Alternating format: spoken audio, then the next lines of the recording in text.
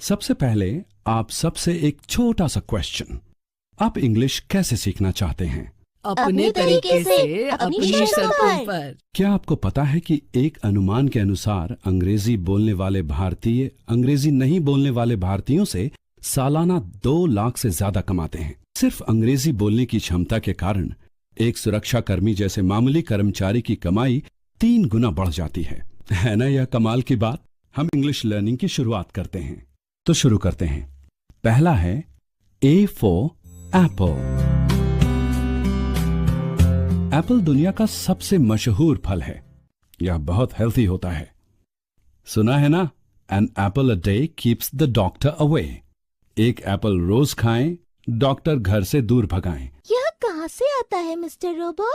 Apple एक 6 से 15 feet के पेड़ पर लगते हैं। एप्पल के पेड़ ठंडे क्लाइमेट में उगते हैं। चीन अकेला दुनिया के लगभग आधे एप्पल्स पैदा करता है। हमारे देश में सबसे ज्यादा एप्पल्स हिमाचल प्रदेश में पैदा होते हैं। बी के बाद क्या आया? सी के बाद? D for doll. और डी के बाद? और ई फॉर एलिफेंट। बहुत खूब, अब समझ गए। हाँ मिस्टर रोबो। अब आगे बढ़ते हैं। अगली लाइन शुरू होती है आई फॉर इंडिया से। ये तो आप लोग जानते ही हो कि हमारे देश को इंडिया कहते हैं। लेकिन मिस्टर रोबो, हमारे देश को इंडिया क्यों कहते हैं? बहुत अच्छा सवाल मिल्की।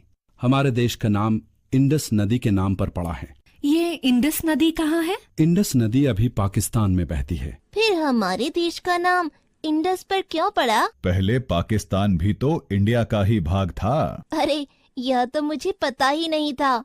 बेस्ट इंग्लिश कितनी मजेदार है। ढेर सारी बातें जानने को भी मिल रही हैं। We will start with a new lesson now. English अथवा किसी भी भाषा के लेटर्स को उनके प्रोनाउंसिएशन के आधार पर 2 भागों में डिवाइड किया गया है, vowel and consonant.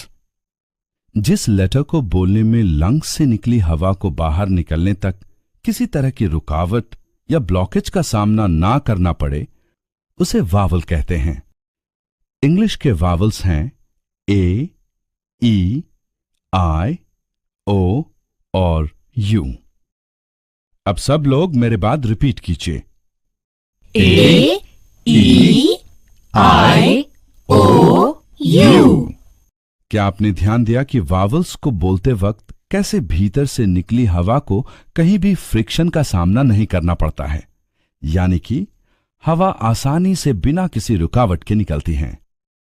A, A, E,